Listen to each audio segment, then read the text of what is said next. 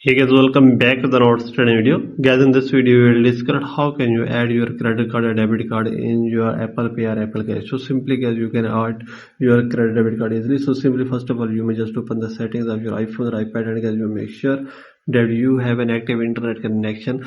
So after this guys, here's the option of VPN. If there is any connected VPN, you may disconnect it.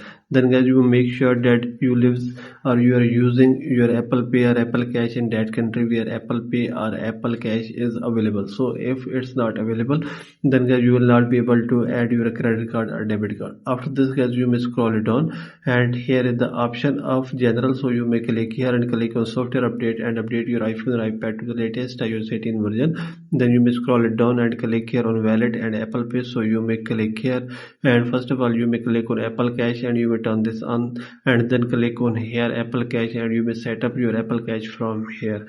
Then guys, you may click here and you may click here on verify your identity. So you may verify your complete identity and verify your account from here. After this guys, here is the option of add card. So you may click here on add card from here. So after this guys, if you want to add your bank account, so you may click here, or you may go back and click here on add card, and you may add your credit debit card from here, or you may click here on wallet and you may also add your card from here also.